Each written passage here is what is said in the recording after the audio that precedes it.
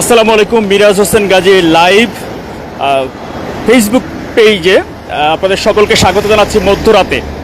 মধ্যরাতে নয়াপল্টন, নিঃসঙ্গ নয়াপল্টন বলতে সাধারণত যারা রাজনীতি সচেতন মানুষ তারা বোঝেন যে নয়াপল্টন হচ্ছে বিএনপির কেন্দ্রীয় কার্যালয়, পার্টি অফিস। আমি যখন খুব ছোট, মনে হয় হাই স্কুলে যখন পড়ি, তখন আমার এক কাজিন বড় ভাইয়ের সঙ্গে আমি নয়াপল্টনে এসেছিলাম। তখন মানে এদিক দিয়ে যাচ্ছিলাম রিক্সায়, তখন নয়াপল্টনে বিএনপির কেন্দ্রীয় কার্যালয়ের সাইনবোর্ডটা তখন দেখে, যেহেতু খবরে দেখতাম, ওইটা একটা আলাদা আকর্ষণ ছিল ওই সময়, যে এই যে নয়াপল্টন। তখন আমার ভাই বলতেছিলেন যে এটা হলো বিএনপির পার্টি অফিস, মানে পার্টি অফিস হিসেবে বিএনপির কাছে বা রাজনৈতিক যারা সচেতন তাদের কাছে পার্টি অফিস নামে পরিচিত। আজকে হচ্ছে যদিও মধ্যরাত, এই সময় হয়তো আবার এই বিষয়টি প্রাসঙ্গিক না, তারপরেও সার্বিক বাস্তবতায় আসলে নয়াপল্টন নিঃসঙ্গ এই কথাটি বলার কারণ হচ্ছে, সাধারণত আমাদের দেশের রাজনৈতিক ঐতিহ্য হচ্ছে যে ক্ষমতাসীন যেই দল থাকে সেই দলের সাংগঠনিক কার্যক্রম সাধারণত একটু ঝিমিয়ে যায়, সরকারের মধ্যে তলিয়ে যায়। আমি একটু অডিওটা চেক করি যে ঠিক আছে কিনা। হ্যাঁ, ঠিক আছে, একটু ইসে ধরো, একটু জুম ইসে ধরো। নয়াপল্টনের কেন্দ্রীয় কার্যালয়, যেটি বলছিলাম যে রাজনৈতিক দলগুলোর যখন ক্ষমতাসীন দল, সেই দলের সাংগঠনিক কার্যক্রম কিন্তু সবসময় ঝিমিয়ে যায়। এটি হচ্ছে আমাদের দেশের ঐতিহ্যগত একটি বৈশিষ্ট্য, এটি সব রাজনৈতিক দলের ক্ষেত্রে প্রযোজ্য। নয়াপল্টন নিঃসঙ্গ এখন, যেটি বলছিলাম যে যেহেতু মধ্যরাত, এখন নিঃসঙ্গ থাকবে বা একেবারে বন্ধ থাকবে সেটি স্বাভাবিক, কিন্তু নয়াপল্টনের এই কেন্দ্রীয় কার্যালয় সবসময় সরগরম থেকেছে। যখন একেবারে সরকার, মানে আওয়ামী লীগ সরকারের সময় যখন হয়তো চরম দমন নিপীড়ন চলছিল, একেবারে পুরো নয়াপল্টন কেন্দ্রীয় কার্যালয় একেবারে অবরুদ্ধ থাকতো, তারপরেও কিন্তু ভেতরে রুহুল কবির রিজভী ভাই উনি থাকতেন, বা ওনার একটি ওনাকে বলা হতো, অনেক সময় বলতেন, তখনকার প্রধানমন্ত্রী বলতেন আবাসিক প্রতিনিধি। কিন্তু আসলে রুহুল কবির রিজভী ভাই উনি বিএনপির বাতি জ্বালানোর শেষ মানুষটা যদি কেউ থাকতেন বা কেউ আছেন, সে হলো রুহুল কবির রিজভী। ওনাকে এটি বলতেন। এবং আমরা যারা বিএনপি বিট কাভার করতাম, অনেক সময় আমরা মানে কেউ একটু মজা করে বলতো যে রিজভী ভাইয়ের ব্রিফিং থাকতো, সবসময় দলের আপডেটটা উনি দিতেন। তো অনেক সময় অনেকেই আমাদের হয়তো হাউস পলিসির কারণে বা অনেক বসরা বলতেন যে রিজভী ভাইয়ের ব্রিফিং বা প্রতিদিন ওনার এটা লাগবে না। কিন্তু যখন আবার বলার কেউ থাকতো না, যখন হয়তো নিউজ নেই, তখন হয়তো আবার আমাদের নিউজ এডিটররাই বলতেন যে আজকে কি রিজভী ভাইয়ের আজকে কিছু নাই রে, আজকে ব্রিফিং নাই। তার মানে ওই যে বাতি জ্বালানোর জন্য হলেও সেই সন্ধ্যা প্রদীপ জ্বালানোর মানুষটা হচ্ছে রুহুল কবির রিজভী ভাই। অসুস্থ বেশ কয়েকদিন ধরে, উনি শারীরিকভাবে অসুস্থ হওয়ার কারণে হাসপাতাল থেকে এখন বাসায় আছেন যতটুকু জানি। আল্লাহ ওনাকে দ্রুত সুস্থ করে দেন সেই প্রত্যাশা করছি। মূল বিষয় যেটি যে আসলে ক্ষমতাসীন দলের পার্টি অফিস সবসময় এরকম নিঃসঙ্গ থাকে, এটি আমাদের দেশের রাজনৈতিক বাস্তবতায় এটি বলা চলে যে বৈশিষ্ট্য। বিএনপির ক্ষেত্রে সেটি এখন নয়াপল্টনের মধ্যরাত যদিও, তবে এইটুকু আমার কাছে মনে হয় যে সারা দেশে এই যে নির্বাচনের পরে, 12ই ফেব্রুয়ারি নির্বাচনের পরে বিএনপির পার্টি অফিসগুলো, আমার যেটুকু ধারণা যে মনে হয় এরকমই, সারা দিনেও মনে হয় মধ্যরাতের মতো এই বাস্তবতায় সম্ভবত দেশের সারা দেশের পার্টি অফিসগুলো একটু, বন্ধুরা যারা রাজনীতি সচেতন বা যারা বিশেষ করে চাওয়া পাওয়ার ঊর্ধ্বে রাজনীতি করেন, মানে কোনো কিছু প্রত্যাশা নেই, হয়তো দলের সমর্থক বা কর্মী, দলের জন্য সবসময় করে যেতে চান, কঠিন সময়ে, বিপদের সময়ে, অনেক ঝুঁকিপূর্ণ সময়েও যারা দলের জন্য করতে চান, হয়তো আজকে যখন দল ক্ষমতায় আসবে তারা হয়তো ধারে কাছেও যেতে পারবে না, এটি হয়তো স্বাভাবিক, এটি তারা জানেন।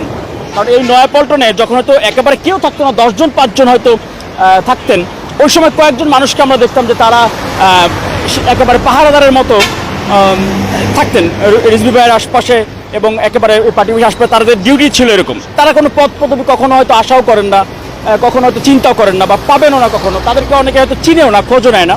কিন্তু তারা চিন্তা করে যে যখন হয়তো তারেক রহমান নয়াপল্টন কার্যালয়ে এসেছিলেন, যখন উনি ওই দোতলাতে এই বেলকনিতে যখন তারেক রহমান দাঁড়িয়েছিলেন, ঠিক আজ থেকে 20 বছর আগে, 20 বছর না, 17-18 বছর আগে, 2008 সালে বেগম খালেদা জিয়া প্রয়াত, উনি যখন কারামুক্ত হয়ে নয়াপল্টনে আসেন, ঠিক তারেক রহমান দেশে আসার পরে 18 বছর পরে যেই বেলকনিতে দাঁড়িয়ে শুভেচ্ছা জানিয়েছিলেন, তখন এই পুরো রাস্তায় অসংখ্য মানুষ ছিল, ওইখানে ধরতে দেখাও, আমি দেখাচ্ছি যে তুমি ওইখানে যাও, আমি দেখাচ্ছি বেলকনি। হ্যাঁ, আমার সহযোদ্ধা ছোট ভাই ওকে শেখাচ্ছি আর কি। ওকে, তখন বেগম খালেদা জিয়াও কিন্তু এইখানে এই বেলকনিতে দাঁড়িয়ে শুভেচ্ছা জানিয়েছিলেন। তো জিয়ার মাজার জিয়ারত করে পিজি হাসপাতালে তারেক রহমানকে দেখে এরপর নয়াপল্টন যখন উনি এসেছিলেন তখন এই বেলকনিতে দাঁড়িয়ে শুভেচ্ছা বিনিময় করেছিলেন। বিধ্বস্ত এক মা এবং নির্যাতিত কারাবন্দী মায়ের সেই দিনকার চেহারা এখনও চোখে ভাসে। তারেক রহমানও ঠিক একই জায়গাতে 18 বছর পর দেশে এসে একই জায়গাতে দাঁড়িয়ে শুভেচ্ছা বিনিময় করেছেন নেতাকর্মীদের সঙ্গে, এবং সেই দৃশ্য নিশ্চয় যারা খেয়াল করেছেন তারা দেখেছেন যে অভূতপূর্ব সেই দৃশ্যটি ছিল। মানুষের মধ্যে একটি বাড়তি উচ্ছ্বাস ছিল। ক্ষমতাসীন দল, যেটি মূল কথা বলছিলাম, ক্ষমতাসীন দলের সাংগঠনিক কার্যক্রম ঝিমিয়ে পড়ে। শুধু সাংগঠনিক কার্যক্রম না, তাদের অন্যান্য যে অ্যাক্টিভিটিগুলো আছে, প্রচারণার ক্ষেত্রে যে মাধ্যমগুলো থাকে, যেমন আমি বিগত সময় একেবারে কোট করে বলতে পারি, আমি আমার নিউজ রুমে একদিন বলছিলাম আওয়ামী লীগের ফেসবুক পেজগুলো দেখে, ইউটিউব চ্যানেল, ফেসবুক পেজ এবং ফেসবুক পেজের রিচ দেখে বলতেছিলাম যে আরে আমার দায়িত্ব দিলেও তো আমি ওদের এই কাজটা করে দিতাম। আমার টিমের প্রলাপ, যেহেতু আমি ডিজিটাল পাবলিসিটি ম্যানেজমেন্ট নিয়ে দীর্ঘ বছর আমি মোটামুটি চর্চা করি, এরকম বলতেছিলাম। একইভাবে দেখবেন যে ক্ষমতাসীন দল যখন আসবে, যে কেউ, তাদের পার্টির অফিস বা সাংগঠনিক কার্যক্রমটি ঝিমিয়ে পড়বে, ঝিমিয়ে যাবে। জেলা পর্যায়ে সবার নজর থাকবে এমপি সাহেবের বাসা অথবা এমপি সাহেবের অফিস কোথায়। সব জায়গায় তো আর পার্টি অফিসে এমপি সাহেবরা বসবেন না, আবার যেখানে মন্ত্রী সাহেবরা আছেন সেখানে তো মন্ত্রী সাহেবরা ঢাকায় থাকবেন। তার মানে ওই জেলা, ওই উপজেলার নেতারা মন্ত্রী সাহেবের ঢাকায় বাসার সামনে ওনারা ব্যস্ত থাকবেন, ঘুরঘুর করবেন। কিন্তু বাস্তবতা হলো দলের চেয়ারম্যান তারেক রহমান, উনি এই ব্যাপারটা, ওনার কাছে এই নির্বাচনের ব্যাপক বিজয় মানে হচ্ছে কিন্তু ব্যাপক দায়িত্ব, ব্যাপক চ্যালেঞ্জ। বিশেষ করে দলের মধ্যে, যেহেতু উনি অনেকদিন বাইরে ছিলেন, দেশে আসার পরে সময় ছিল কম, যদি বাইরে থেকে উনি নিয়মিতই যোগাযোগ রেখেছেন অনলাইন অফলাইনে, একেবারে প্রত্যন্ত অঞ্চলে ইউনিয়ন পর্যায়ের নেতাদেরও। সেই পঞ্চগড়ের বোদা উপজেলার ময়দান দিঘি একটা ইউনিয়ন বিএনপির জয়েন্ট সেক্রেটারি, উনি পুলিশের সঙ্গে একটি অবরোধ বা হরতালের কর্মসূচিতে, আমার মনে আছে 22 সালে বোধহয়, উনি মেবি 22 সালে যদি ভুল না হয় আমার, ময়দান দিঘি ইউনিয়ন, নামটাও মনে আছে, আল্লাহর কাছে শুকরিয়া আদায় করি, মানে এটা আমি নিজেই হচ্ছি। সেই ময়দান দিঘি ইউনিয়নের জয়েন্ট সেক্রেটারি বিএনপির, তিনি নিহত হয়েছিলেন। তার সন্তান এবং তার ওয়াইফের সঙ্গে তারেক রহমান রাতে ভিডিও কলে কথা বলেছিলেন, এবং সেটা হচ্ছে ওইখানে আজাদ, তারেক রহমান বলছিলেন ওই ছেলেটাকে যে তোমার আজাদ চাচ্চুকে বইলো, কোনো কিছু দরকার হলে তাকে বইলো। এবং তখনই কিন্তু তারেক রহমান বলেছিলেন যে বিএনপি সরকার পরিচালনার দায়িত্ব পেলে তখন এই যে যারা শহীদ হয়েছেন, আন্দোলন সংগ্রামে যারা জীবন দিয়েছেন, তাদের নামে একটি করে প্রতিষ্ঠান করা হবে ওই সব এলাকায়। হ্যাঁ, পঞ্চগড় ওই ময়দান দিঘি ইউনিয়ন বিএনপির জয়েন্ট সেক্রেটারি, আমার নামটাই মনে নেই, ওনার সন্তানের কাছে কিন্তু তারেক রহমান সেদিন বলেছিলেন। এবং আরেকটি ব্যাপার আজকে বলি, এটা আমি অনেক সময় বলতে চেয়েছিলাম, তারেক রহমানকে একটা ব্যাপার খেয়াল করবেন। তারেক রহমান যখন ওই যে 10 জন কন্টেন্ট ক্রিয়েটরের সাথে বসেছিলেন গুলশান পার্কে, তখন আমাদের রাজবাড়ির যে একজন কন্টেন্ট ক্রিয়েটর, ইয়াং, খুব কিউট করে ছেলেটা তৌফিক, ও কিন্তু বলতেছিল যদি বিএনপি আমাদের সরকার ক্ষমতা আসে, যদি বলছিল, হ্যাঁ, তখন তারেক রহমান কিন্তু বলছিলেন যে কি তোমার কি কনফিউশন আছে। অর্থাৎ তারেক রহমানের বক্তব্য, এটা খেয়াল করবেন, তারেক রহমান কোনো দিন যদি আমরা ক্ষমতায় আসি এটা কিন্তু বলেন না, খেয়াল রাখবেন, কোনো দিন না। এই 20 বছরে উনি একবারও বলেন নাই যদি, মানে মোটা দাগে উনি যে আনুষ্ঠানিক বক্তব্য যদি বলেন না, উনি সবসময় বলেন যে আমরা সরকার পরিচালনার দায়িত্ব পেলে আমরা এটা করব। অন্য সব দলের সব নেতা, একেবারে ঢালাওভাবে সব নেতা কিন্তু বলে যদি আমরা ক্ষমতায় আসি তাহলে এটা করবো। আর তারেক রহমান কি বলেন, আমরা সরকার পরিচালনার দায়িত্ব পেলে এটা করব। খেয়াল করবেন, আমাদের তৌফিককে, ওকে কিন্তু একটু এখানে বলছি কি তো কনফিউশন আছে যে আমরা ক্ষমতা আসবে কিনা। আরেকটা ব্যাপার হচ্ছে, তৌফিক বলছিল যে বাজারের দিন, বাজার যখন বড় বাজার হয়, তারেক রহমান তখন বলছিল যে হাটের দিন, মানে ও ভাবছিল যে হয়তো তারেক রহমান উনি জানেন না যে হাটবার, এটা হাটের দিন, হাট মনে হয় জানেন না এটা। উনি যে 2001 সালের আগে সারা দেশে সব ইউনিয়ন গ্রাম ঘোরা হয়ে গেছিল, এইটা হচ্ছে যে আমরা অনেকেই তো, আর ওরা তো আরো ছোট, ওরা জানে না, যারা হয়তো দেখেছে তারা জানে। এই কথাগুলো কেন বললাম, সরকার এবং দল, তারেক রহমানের কাছে হচ্ছে বড় চ্যালেঞ্জ এখন এটি। অনেকে অনেক কিছু বলতেছেন, আইন শৃঙ্খলা, দ্রব্যমূল্য, এই সেই, যারা 2001-2 সালের ঘটনা মনে নেই তারা হয়তো বলতেছেন। নিশ্চয়ই রোজার পরে, ঈদের পরে তারেক রহমানের মানে অ্যাকশানও আমরা দেখবো, এটি আমার যতদূর ধারণা। এবং সেই অ্যাকশানে ধুলা, রাস্তার ধুলা পর্যন্ত পরিষ্কার হয়ে যাবে, ধুলা পরিষ্কার হয়ে যাবে। মাস্তানি, বাটপাড়ি তো, ভণ্ডামি তো দূরের কথা। কিন্তু এখানে কি আশঙ্কার জায়গা আমাদের গণমাধ্যম।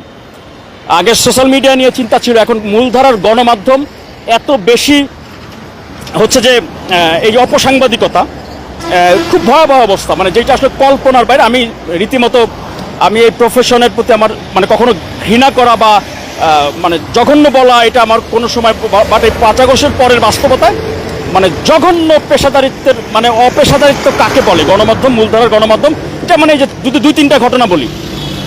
মোহনা টিভিতে একটা ভিডিও দেখলাম যে ট্রাকে চাঁদাবাজির একটা ভিডিও, কিন্তু ওইটা হলো সিএনজি ওয়ালা লাগাই দিয়েছে ট্রাকে সিএনজিতে, সিএনজির লোকজন নাইমা ট্রাকলারে মারতেছিল, ওইটার এক পাশের ভিডিও নিয়ে বলে দিছে যে এটা চাঁদাবাজির জন্য ট্রাককে মারতেছে। যাত্রাবাড়িতে লেগুনার একজন মানে চালক মারা গেলেন, যে কোনো হত্যাকাণ্ড বা মৃত্যু এটা অবশ্যই প্রত্যাশিত না, কিন্তু ওইটাকে যুগান্তর পত্রিকার শিরোনাম করলো হলো চাঁদাবাজি, চাঁদা না দেওয়া লেগুনা চালককে পিটিয়ে হত্যা করলো। দুর্ভাগ্যজনক, মানে ওই রিপোর্টের মধ্যে কিন্তু কোনো জায়গায় কোনো একটা রেফারেন্স দিয়ে চাঁদাবাজির কথা, উল্টা মামলার এজাহার, স্থানীয়দের বক্তব্য, গাড়ি চালকদের বক্তব্য, সবার বক্তব্য ওইখানে ছিল যে এই যাত্রী ওঠানো নিয়ে নিজেদের মধ্যে একটা বিরোধ ছিল দীর্ঘদিনের, যাত্রী ওঠানো নিয়ে ওই যে সিরিয়াল মানে ভায়োলেট করা এটা নিয়ে। কিন্তু আমাদের এবং ওই যুগান্তরের নিউজের মধ্যে কিন্তু আছে, নিচে বিস্তারিত আছে। এখন কেউ বললো না চাঁদাবাজির কথা শিরোনাম, এটাকে সংঘবদ্ধ শিরোনামে অপপ্রচার, এবং এটা খুবই জঘন্য একটি অপেশাদারিত্ব। এটা 5 আগস্টের পরে বাংলাদেশের গণমাধ্যমে এটা শুরু হয়েছে। এইটা মানে খুবই মানে ধিক্কার জানানোর মতো। এই সাংবাদিকতা আসলে কখনো চিন্তা করতে পারিনি। এই চ্যালেঞ্জটা হচ্ছে সরকারের জন্য বড় চ্যালেঞ্জ, কারণ সরকারের কাছে এরই মধ্যে সবাই গণমাধ্যমের স্বাধীনতা নিয়ে কথা বলবে, দাবি করবে, কিন্তু এই 5 আগস্টের পর থেকে তারেক রহমান এবং বিএনপিকে হেয় প্রতিপন্ন করে খলনায়ক এবং ভিলেন এবং এই মানুষের স্বার্থ বিরোধী রাজনৈতিক দল হিসেবে উপস্থাপন করার জন্য গণমাধ্যমগুলোর বেশিরভাগ সংঘবদ্ধভাবে এই অপপ্রচারে লিপ্ত ছিলেন। মানে কতটা পরিস্থিতি খারাপ হলে এই 5 আগস্টের পর অন্তপক্ষে 4টি প্রোগ্রামে তারেক রহমান নিজে বলেছেন যে মিডিয়ার ট্রায়াল হচ্ছে এবং সংঘবদ্ধ অপপ্রচার হচ্ছে বিএনপিকে নিয়ে। উনি তো হয়তো খুব স্বাভাবিকভাবে বলেছেন, কিন্তু একদিকে বিএনপি তারেক রহমানকে ব্ল্যাক আউট করে দিয়েছে অসংখ্য ইতিবাচক নিউজ থেকে, অসংখ্য। আমি আল্লাহ বাঁচা রাখলে কাল পরশুর মধ্যে বিস্তারিত হয়তো আমি তুলে ধরতে পারবো, এতদিন ধরতে চাই নাই, এখন ধরতে হবে, মানে ইতিহাসে রেকর্ড থাকুক।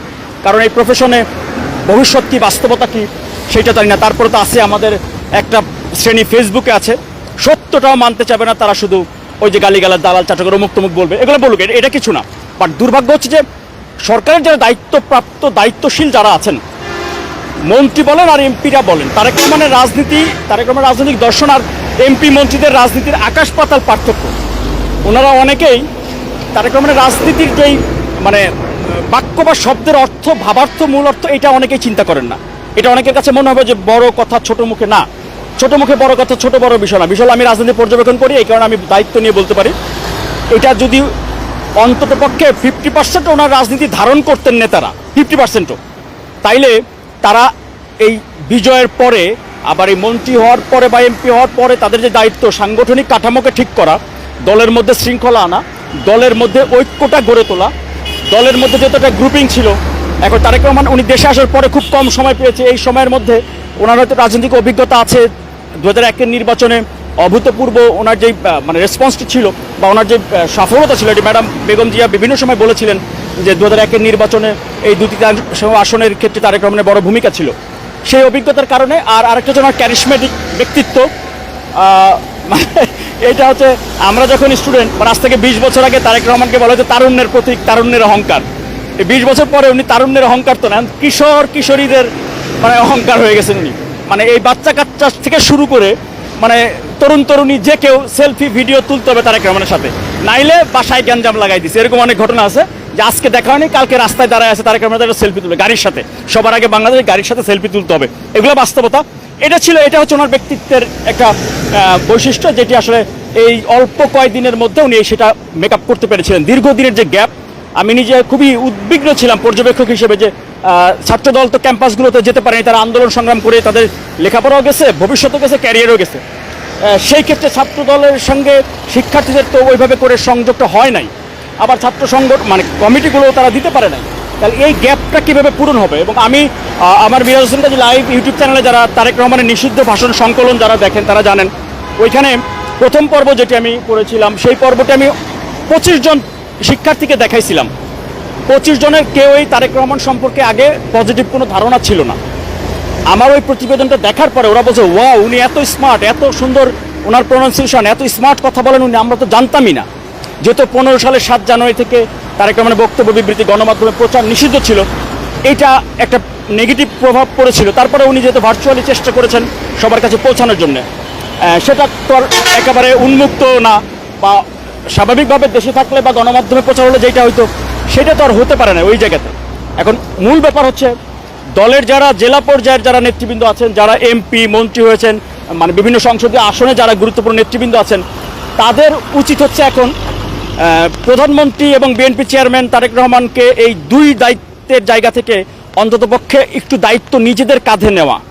দলের মধ্যে বিভাজন, দলের মধ্যে গ্রুপিং বা দলের মধ্যে যেই মতভিন্নতা, বিজয়ের পরে অনেক জায়গায় যেই অনেকের মধ্যে আরও বেশি অহমিকা বা আরও বেশি একটু মানে কর্মী সমর্থকদের মধ্যে গ্রুপিংটা আরও বেশি মানে তীব্র হয়ে গেছে অনেক জেলাতে, বিভিন্ন জেলাতে, কিন্তু এটা বাস্তবতা। দয়া করে চিন্তা করবেন, এই যে তারেক রহমান বারবার বলছিলেন না যে আগামী নির্বাচন কিন্তু সহজ না, আপনারা অনেকেই হয়তো চিন্তা করে বুঝতে পারেন না যে এতগুলো আসন পেয়েছে। আপনি মাননীয় সংসদ সদস্য, আপনি যেই আসনে ধরেন আমার এই বা যেই আসনের একজন বন্ধু আমার এই ভিডিওটা এখন দেখছেন, আপনার আসনে বিএনপির প্রার্থীর ভোটের ব্যবধান কত খেয়াল করবেন। শুধু এইটুকু বললাম, ভোটের ব্যবধান কত এটা খেয়াল করবেন। সামনে 5 বছর পরে ইলেকশন, এই 5 বছরে গণমাধ্যম আপনার বিরুদ্ধে সরাসরি পরিষ্কার, এটা দালালিক প্রমাণ সহ বলতেছি, গণমাধ্যম আপনার বিরুদ্ধে। বিএনপির বন্ধুরা, সামাজিক যোগাযোগ মাধ্যম তো আপনারা পাত্তাই দেন না। বিএনপি চেয়ারপারসন সাবেক প্রধানমন্ত্রী বেগম খালেদা জিয়া 2015 সালের 1 নভেম্বর লন্ডনে এক অনুষ্ঠানে বলেছিলেন সোশ্যাল মিডিয়াতে অ্যাক্টিভ হওয়ার জন্যে। উনি মিশরের সেই স্প্রিং রেভলিউশনের রেফারেন্স দিয়ে বলেছিলেন বাংলাদেশেও কিন্তু এই সোশ্যাল মিডিয়ার মাধ্যমে অনেক কিছু করা সম্ভব। 2015 সালের 1 নভেম্বর বেগম খালেদা জিয়া বলেছিলেন। কিন্তু দুর্ভাগ্যজনক, বিএনপির যারা এই যে এমপি হয়েছেন তাদের মধ্যে অর্ধেক সংসদ সদস্য তাদের ফেসবুকে তারেক রহমানের বক্তব্য শেয়ার করা নাই। সবশেষ যেটা প্রধানমন্ত্রী হওয়ার পরে জাতির উদ্দেশ্যে ভাষণ, সেটাও শেয়ার করা আছে কয়জন এমপি সাহেবের, মন্ত্রী সাহেবের ফেসবুক পেজে। নিজেরা তো অনেকে চালান না, চালানো হচ্ছে বাচ্চা কাচ্চা দিয়ে চালাইলেও তারেক রহমানের বক্তব্যটা নিজেদের ফেসবুকে শেয়ার করেন। নাহলে আগামী নির্বাচনের আগ পর্যন্ত কিন্তু আপনাদের রাজনীতি কই যাবে এটা বুঝতেছেন না অনেকেই। সবাই শুধু তারেক রহমানকে সামনে সাইনবোর্ড রাইখা এমপি মন্ত্রী হয়ে এরপরে দল ভুলে যাবেন, নেতাকর্মী সদস্য ভুলে যাবেন, এইটার কিন্তু সুযোগ নাই।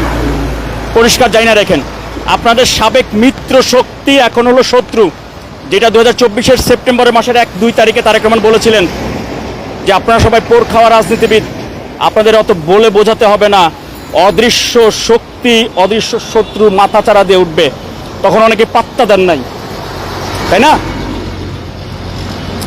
আল্লাহর রহমত আর তারেক রহমানের ব্যক্তিত্ব এবং নেতৃত্বের অভিজ্ঞতা কোয়ালিটি ছিল বলে এই অল্প দিনে আপনাদেরকে এমপি মন্ত্রী বানায় দিয়েছেন। এখন দয়া করে ওনাকে একটু আপনারা স্বাচ্ছন্দ্যে সরকার পরিচালনার দায়িত্ব দেন, আপনারা দলগুলোকে দলের মতো করে সাজায়েন, ঠিক আছে? মিরাজ হোসেন গাজী সবসময় থাকবে না, বা বারবার মিরাজ হোসেন গাজীরা হয়তো আসবে না। 5 আগস্টের পরবর্তীতে যখন গণমাধ্যমগুলো দেখলাম তারেক রহমানকে ব্ল্যাক আউট করে দিয়েছে, তারেক রহমানের বক্তব্য ইতিবাচক, অসংখ্য বক্তব্য, অসংখ্য নিউজ ব্ল্যাক আউট, উল্টা মিথ্যাচার, অপপ্রচার, চাঁদাবাজির নামে একটা ঢালাও সংঘবদ্ধ শিরোনাম করে মানে বিএনপিকে ভিলেন বানানোর চেষ্টা করতেছিল। তখন Miraj Hossain Gazi live, MH live, এই ডিজিটাল প্ল্যাটফর্মে 480টার মতো ভিডিও প্রতিবেদন, যেগুলো টেলিভিশনে প্রচার হওয়ার মতো, 80% প্রফেশনাল রিপোর্ট, 480 এই 1 বছরের মধ্যে কারো হেল্প, কারো সাহায্য সহযোগিতা, চাঁদাবাজি, কারো ডোনেশন, নোবডি, কারো না। আমার দায়িত্ব আমি পালন করেছি। 100 বছর পরেও বলতে পারবেন যে এই 24-এর গণঅভ্যুত্থানের পরে গণমাধ্যমগুলো যেইভাবে অপেশাদার হয়ে গেছে, সেখানে কেউ না কেউ ঠিকই সত্যটা তুলে ধরার দায়িত্বটা পালন করছি। আমি শিগগিরই তথ্যপত্রকে তুলে ধরবো, এরপরে বুঝবেন যে গণমাধ্যম কোন বাস্তবতা। এবং শুধু প্রতিবেদনগুলো তৈরি করে ছেড়ে দিয়েছি এটা না, আমার মিরাজ হোসেন গাজী লাইভ ইউটিউব চ্যানেলে গেলে দেখবেন, পপুলার লিস্টে গেলে বুঝবেন যে মিলিয়ন মানুষের কাছে পৌঁছাইছে কিনা, ওইটা ছিল আমার বড় চ্যালেঞ্জ। খালি আমি মানে বানাই দিলাম প্রতিবেদন বা কন্টেন্ট বা ভিডিও, মানুষের কাছে গেল না, দেখলো না, লাভ নাই তো। এই যে যেমন বিএনপির পক্ষ থেকে একটা অফিসিয়াল একটা ডকুমেন্টারি তারেক রহমানের যে মানবিক দিকগুলো নিয়ে, সেটা অসাধারণ। যে কেউ দেখলে মানে পিনপতন নীরবতায় দেখবে, চোখ দিয়ে পানি চলে আসবে অনেকে। সেইটা দেখলাম আজকে 46,000 না কয় হাজার দেখছে বিএনপির ইউটিউব চ্যানেলে। মানে দুর্ভাগ্যজনক, বিএনপির নেতাকর্মীরা নিজেদের দলের ফেসবুক পেজ, ইউটিউব চ্যানেল আপনারা দেখেন না। তা আপনাদের জন্য তো আসলে মায়া হয়, আসলে বাস্তবতা, রাগ করে লাভ নেই, মায়া হয়। মাঝখানে চিন্তা করলাম অনেকদিন নির্বাচন ঘুমাই নেই, যেহেতু গেল 1-1.5 বছর ঘুম হয় নাই, চিন্তা করলাম যে একটু কয়েকদিন রেস্ট নিয়ে ঘুমাই। এখন সরকার ভাবছে, অনেক লোকজন আছে, সরকারি সংস্থাগুলো আছে, তারা হয়তো তাদের দায়িত্বগুলো সঠিকভাবে পালন করবে। এখন হয়তো আমাদের মতো মানে যারা হয়তো ওই নিঃস্বার্থ নিবেদিত প্রাণ, তাদের হয়তো লাগবে না।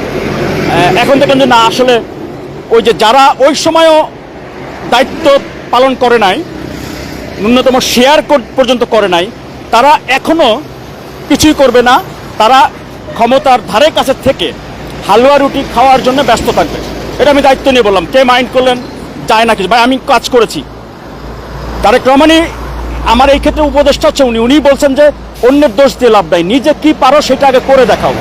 ফেসবুক আছে না, ইউটিউব আছে না, উনি কিন্তু পাবলিক প্রোগ্রামে বলেছেন যে আপনি অন্যের দোষ দিতে লাভ নাই, আপনার বিকল্প মাধ্যম আছে। এটা 2005 সালে ইউনিয়ন প্রতিনিধি সম্মেলনগুলোতে তারেক রহমান বলেছিলেন যে মিডিয়ার কথা যখন নেতারা বলেছেন, তখন বলেছিলেন নেতৃবৃন্দ, আপনারাই তো আমার সবচেয়ে বড় মিডিয়া, আপনারা ইউনিয়ন পর্যায়ের নেতৃবৃন্দের সবচেয়ে বড় মিডিয়া, আপনাদের হচ্ছে বড় মিডিয়া কেউ নেই নেতৃবৃন্দ।